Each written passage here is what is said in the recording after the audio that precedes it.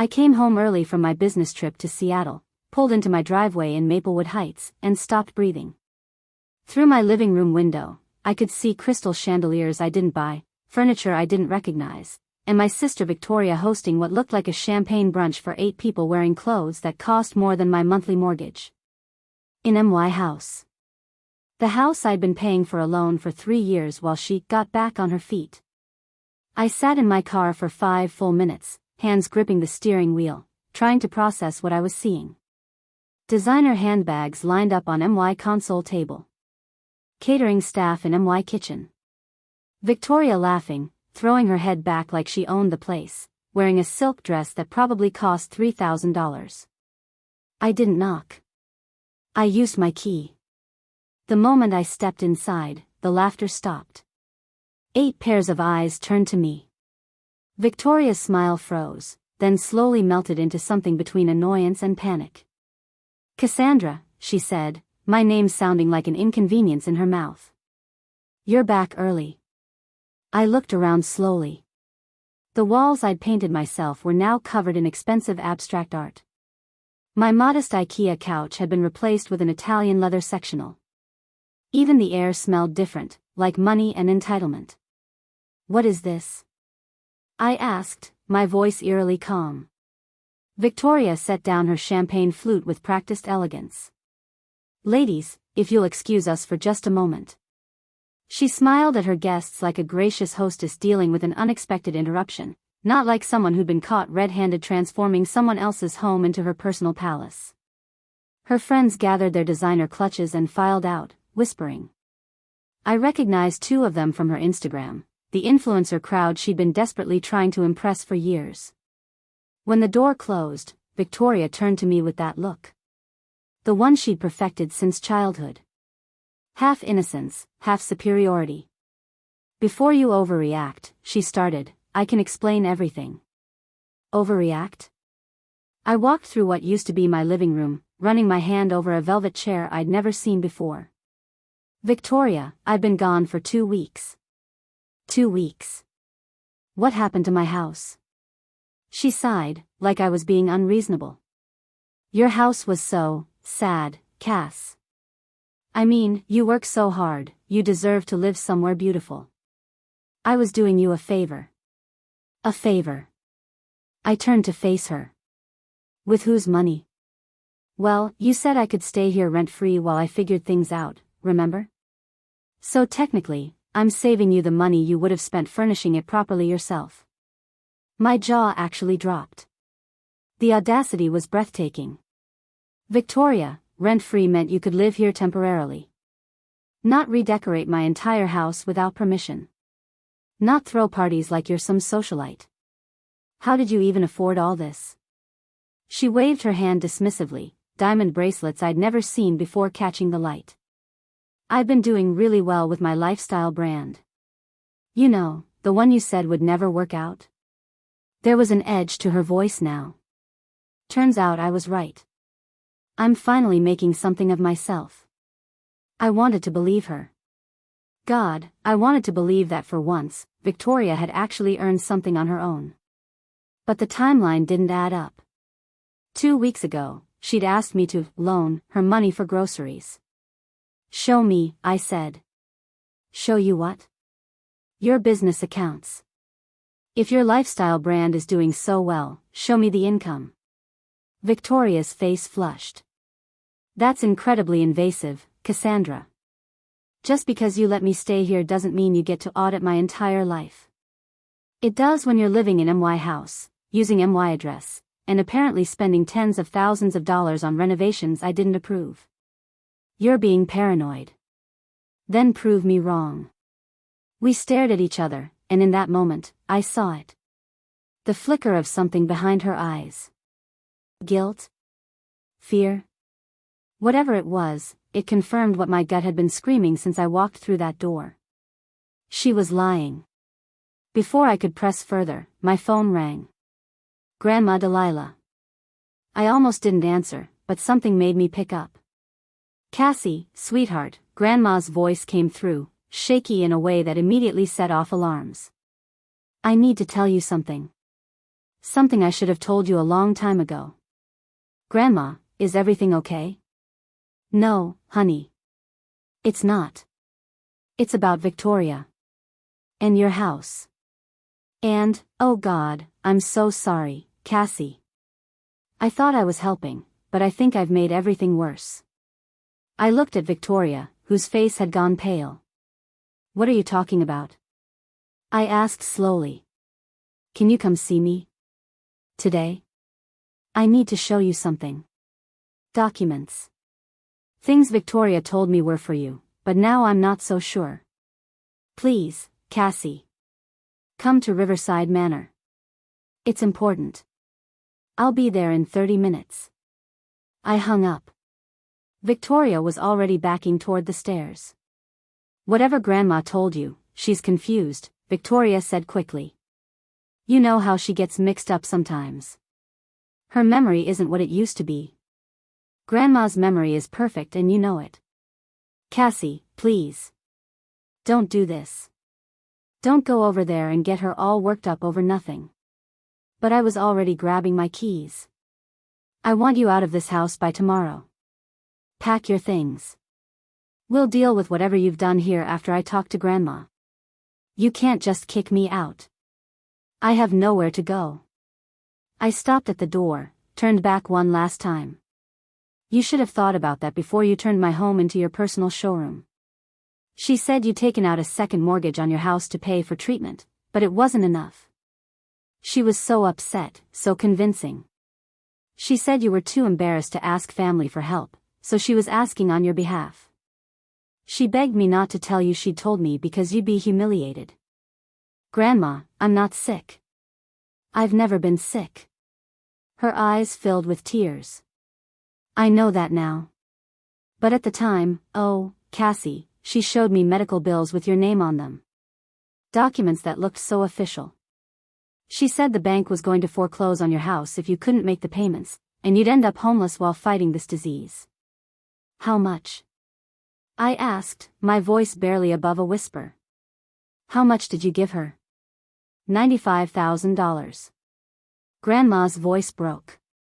My entire retirement savings. Everything your grandfather left me. She said it was to save your house, to save your life. She promised to pay me back once your treatment was done and you were recovered. She even gave me a payment plan, all written out. She gestured to the papers in the box. But then last week, I ran into Margaret Thornton at the grocery store, and she mentioned seeing you at the gym, looking so healthy and strong. And I started to wonder. I felt like I'd been punched in the chest. $95,000. Grandma's entire life savings. Gone. The furniture, I said aloud, pieces clicking into place. The chandeliers. The designer clothes. The parties. She didn't earn any of it. She stole it. From you. I have all the documents she gave me, Grandma said, pulling papers from the box with shaking hands. Bank statements, medical bills, mortgage documents.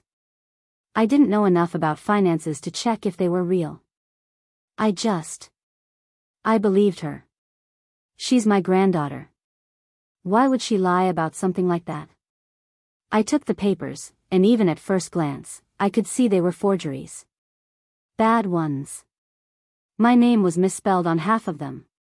The bank letterhead was wrong. The medical facility listed didn't even exist in our state. But Grandma wouldn't have known that. She'd trusted her granddaughter, and Victoria had exploited that trust in the cruelest way possible. Grandma, I said carefully, did you transfer this money directly to Victoria? No, she said it had to go to the mortgage company directly to count toward your loan. She gave me account information, said it was your mortgage holder's payment portal. She handed me a deposit slip. I had my bank wire it here. I looked at the account number and routing number. This wasn't a mortgage company. This was a personal checking account. I pulled out my phone and called my friend Marcus, who worked in financial fraud investigation. Marcus, I need a favor.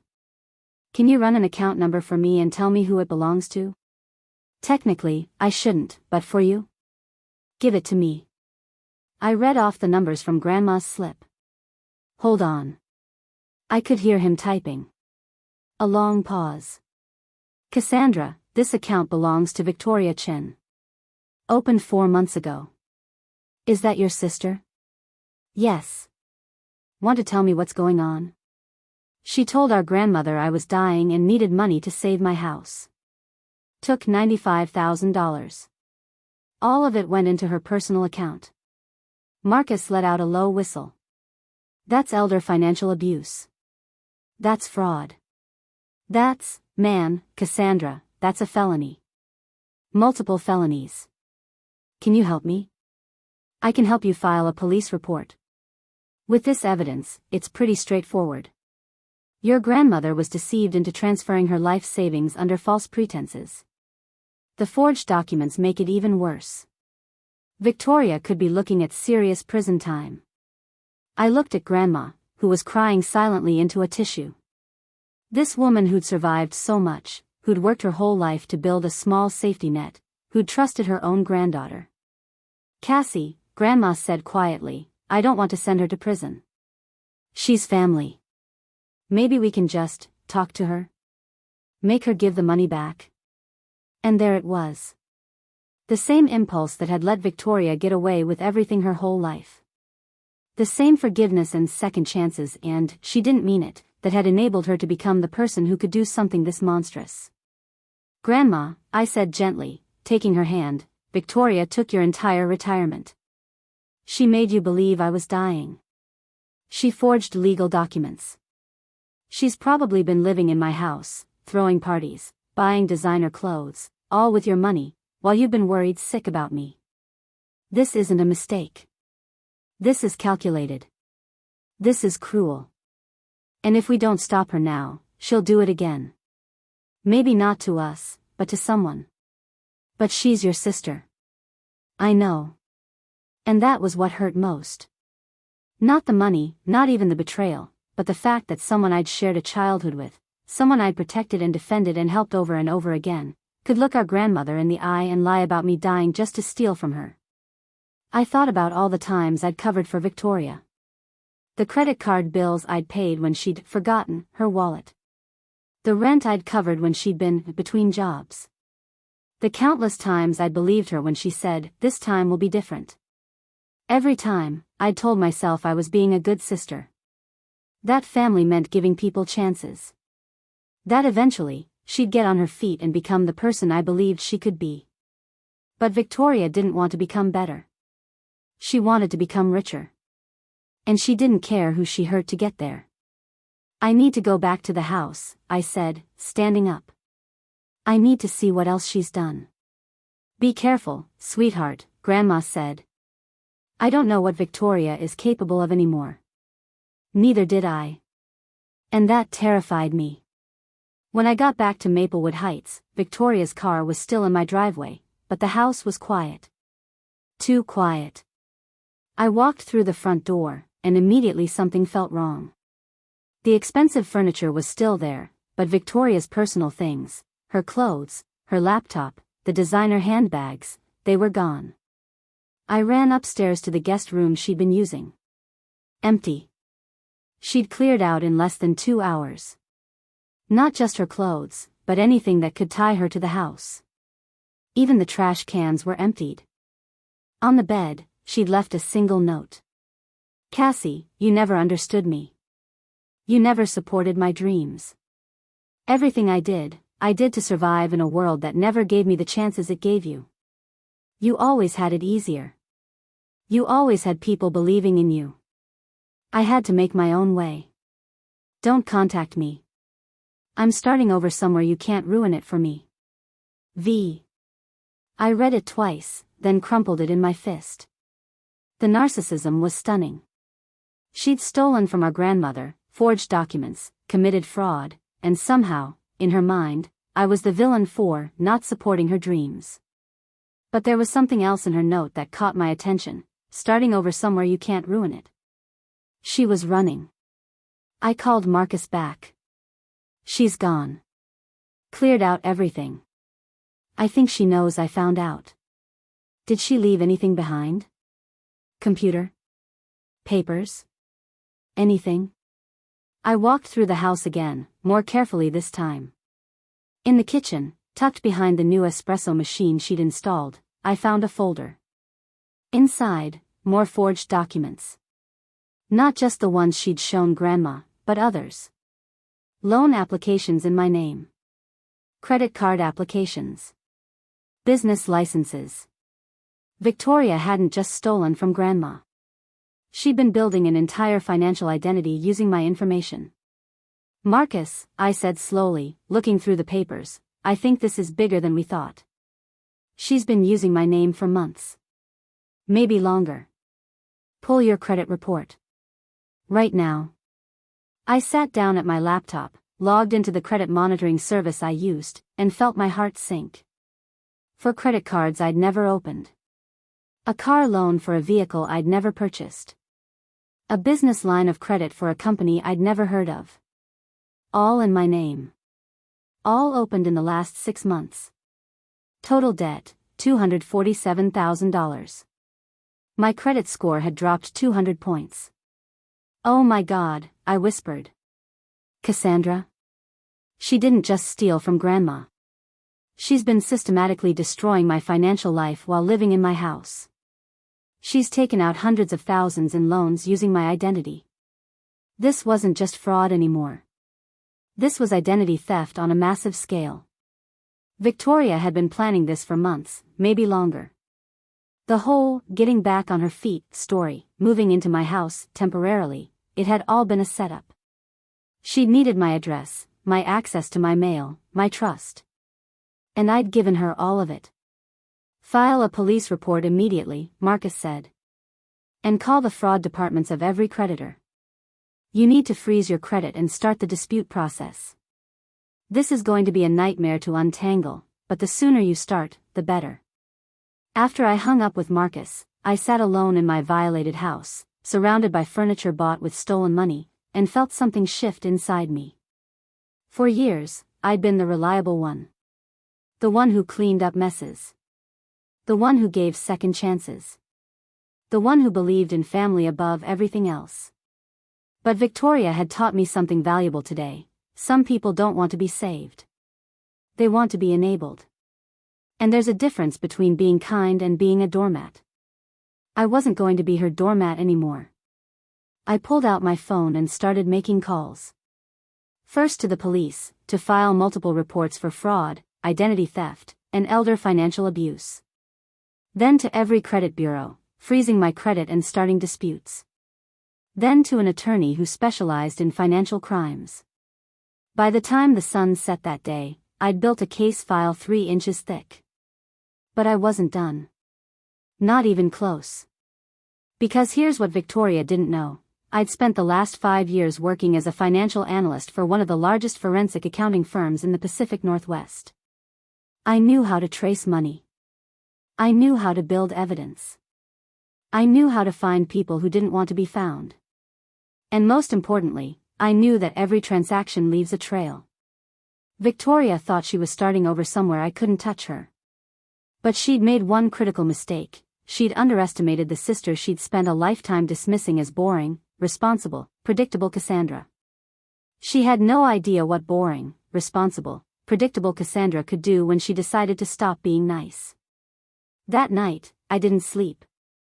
I sat at my dining room table with my laptop, Grandma's box of forged documents, my credit reports, and a notebook. I started building a timeline. Every transaction, every lie, every forgery. And slowly, a picture emerged. This wasn't impulsive. This wasn't desperation. This was methodical, calculated, and planned with stunning precision. Victoria had spent 6 months setting up my financial destruction while playing the role of the struggling little sister who just needed help. Every tear, every plea, every story about how hard she was trying, it had all been theater. And I'd bought front row tickets. But the performance was over. And now it was my turn to direct the show. By morning, I had a plan. Not a revenge plan, a justice plan.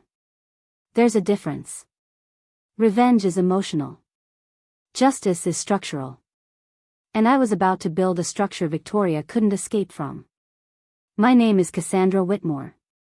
I'm 34 years old. I've worked in forensic accounting for 5 years, analyzing financial fraud for corporations and legal teams. And I just discovered that my own sister had been running a long con on our entire family, using me as the mark. Victoria thought she'd gotten away with it. She thought she'd stolen Grandma's retirement, destroyed my credit, and vanished into a new life. She was wrong. Because the sister she betrayed wasn't just some trusting fool. I was a financial investigator with access to resources she couldn't imagine. And I was about to teach her the most expensive lesson of her life. You can run from family. But you can't run from forensic paper trails. The real story was just beginning. Victoria wasn't always like this. Or maybe she was, and I was just too blind to see it. Growing up in Cedarbrook, a small suburb outside of Portland, we were supposed to be the picture-perfect sisters. Only 18 months apart, same chestnut hair, same hazel eyes, same dimples when we smiled. People used to comment on how lucky our parents were to have such beautiful daughters. But beautiful wasn't enough for Victoria. She needed to be extraordinary. I was 7 when I first noticed it. Mom had baked cookies for both of us to bring to school. Plain chocolate chip for me, decorated sugar cookies shaped like stars for Victoria. When I asked why hers were special, Mom just said, "Victoria needs a little extra boost, honey. She's more sensitive than you." Sensitive. That was the word they always used. Victoria was sensitive, so we had to be careful with her feelings. Victoria was sensitive, so we couldn't correct her when she lied. Victoria was sensitive, so when she threw a tantrum at my 9th birthday party because people were paying attention to me, we had to cut the celebration short and take her home. I learned early that my role was to be strong, capable, and above all, understanding. I didn't need praise because I was naturally responsible. I didn't need help because I figured things out on my own. I didn't need attention because, unlike Victoria, I wasn't struggling to find myself. When I was 12, I started babysitting Victoria even though she was only 10. Not because our parents needed me to, but because Victoria would get anxious when they left. So I stayed home on Friday nights while my friends went to movies, making sure my little sister didn't feel abandoned. When I was 15, Victoria got caught shoplifting a necklace from the jewelry store at Riverside Mall. $200 worth of silver and turquoise. Dad paid the store owner to not press charges, and when we got home, Victoria cried and said she only did it because she felt invisible compared to me. I was good at school, good at sports, good at everything. She just wanted something that made her feel special.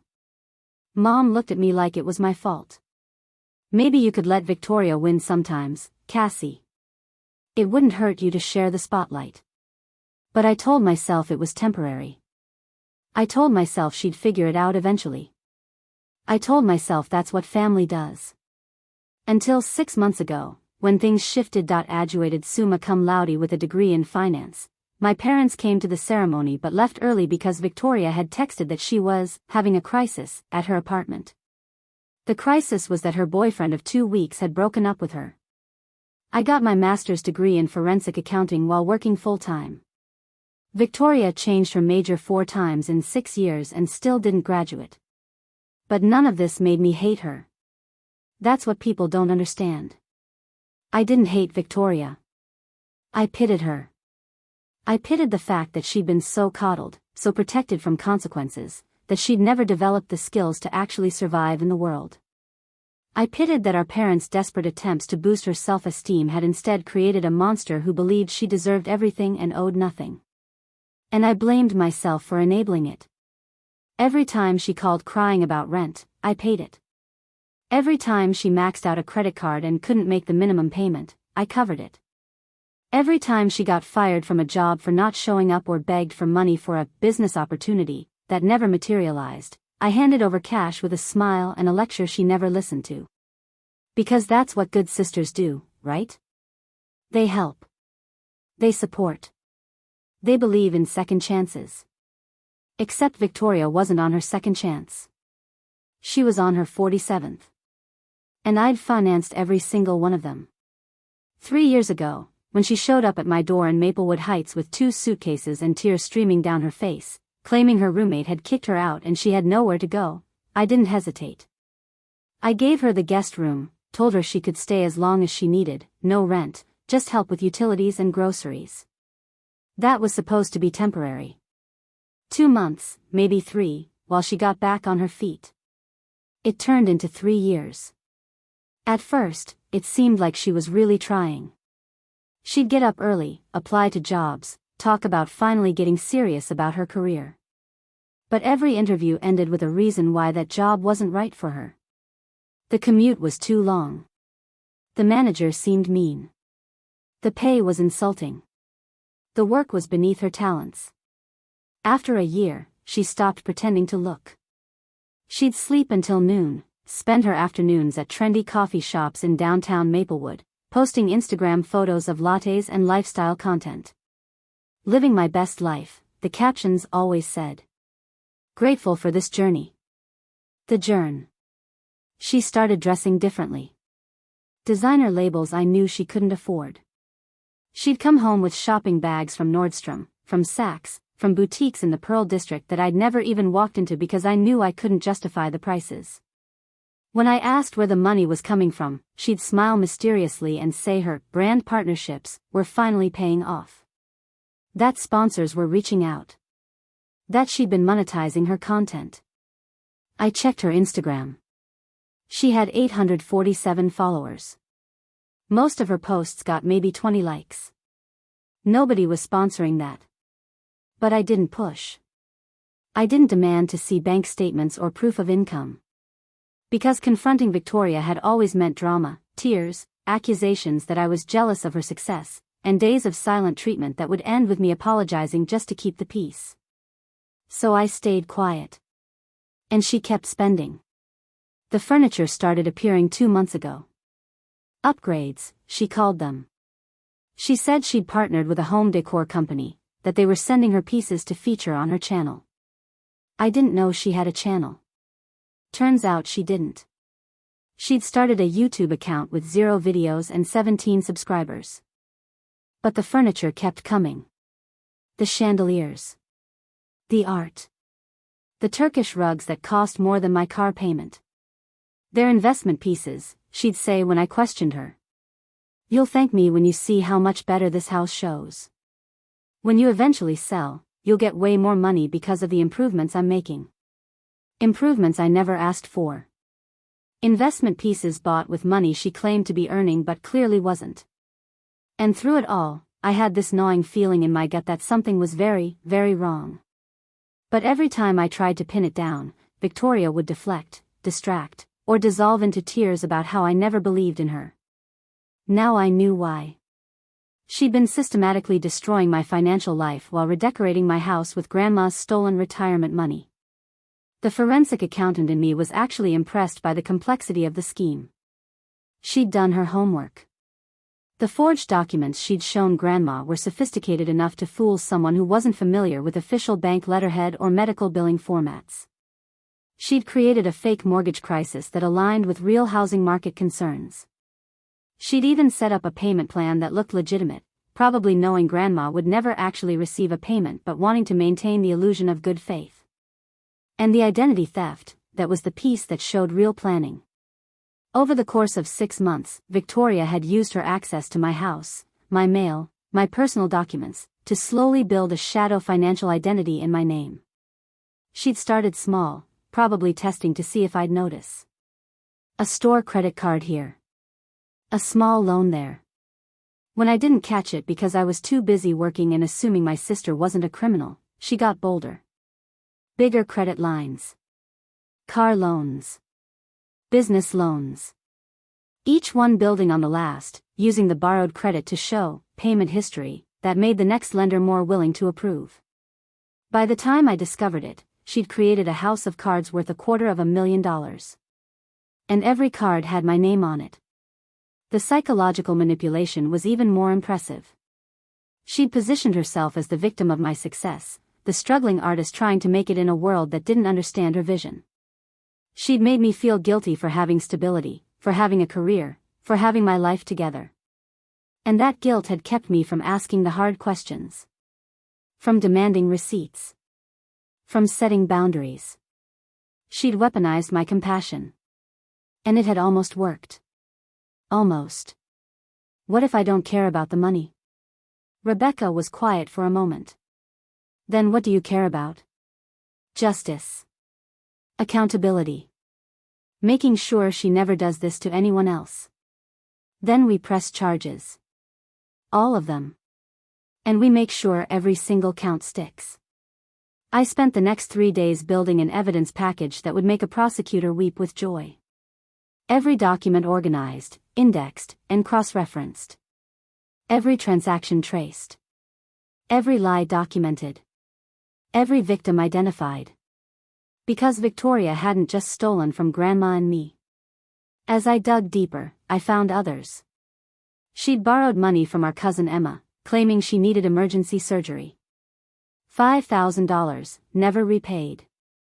She'd scammed our former neighbor Mrs. Chen, offering to invest in her startup and then never delivering anything. $8,000, gone. She'd taken money from 3 different ex-boyfriends, always with stories about emergencies, always with promises to pay back, never following through. The total damage, when I added it all up, exceeded $400,000 across 7 different victims over 5 years. My sister wasn't just a thief. She was a career criminal who specialized in targeting people who loved her. And she'd gotten away with it for so long because she knew how to pick her victims, family members who felt obligated to forgive, elderly people who trusted easily, and people like me who'd been conditioned to believe that calling out her behavior was somehow cruel. But I wasn't going to be silent anymore. I filed police reports in 3 different jurisdictions. I contacted every single victim and helped them file their own reports. I worked with the district attorney's office, walking them through the evidence step by step. And I did something else. Something Victoria would never see coming. I contacted the IRS. Because here's the thing about stealing hundreds of thousands of dollars, it's income. And income is supposed to be reported and taxed. And Victoria, in her arrogance and stupidity, hadn't reported a single dollar of her fraudulent gains. Tax evasion is a federal crime. And the IRS doesn't care about family drama. They care about their money. Within a week, Victoria had been flagged for audit. Within 2 weeks, a federal investigation had been opened. Within a month, warrants were being prepared. But I still didn't know where she was. She'd gone dark on social media. Her phone was disconnected. Her last known address was my house, which she'd fled. So I did what I do best. I followed the money. Every transaction leaves a trail. Credit card swipes have locations. ATM withdrawals have timestamps. Hotel rooms require identification. Car rentals create records. And Victoria, despite her cunning in other areas, was sloppy about covering her tracks. I found her in 3 days. She'd driven to San Francisco, checked into a luxury hotel using one of the fraudulent credit cards in my name, and was posting Instagram stories from trendy restaurants and bars, captions talking about her fresh start and new chapter. She had no idea that every post was another piece of evidence. Every location tag was another data point. Every time she used a credit card with my name on it, she was handing prosecutors another charge. I forwarded everything to the SFPD and to the federal investigators. Then I did something I'd been planning since the day I discovered her betrayal. I called Mom and Dad. They'd been calling me nonstop since Grandma told them what happened, but I hadn't answered. I needed time to process. Time to build my case. Time to get past the anger and hurt enough to have a rational conversation. Cassie, oh thank God, Mom said when she picked up. We've been so worried. Grandma told us everything. Where's Victoria? Is she okay? Not, are you okay? Not, we're so sorry this happened to you. Their first question was about Victoria. And in that moment, I understood that nothing had really changed. Even now, even knowing what she'd done, their instinct was to protect her. Victoria is in San Francisco, I said calmly. Living in a hotel on credit cards she opened in my name. Still spending money she stole. Still pretending to be me, actually. Cassie, we need to talk about this as a family. We need to figure out how to help her. Help her? Mom, she stole Grandma's entire retirement. She committed identity theft. She's destroyed my credit and possibly my professional reputation. She's committed elder abuse, fraud, and about 8 other felonies.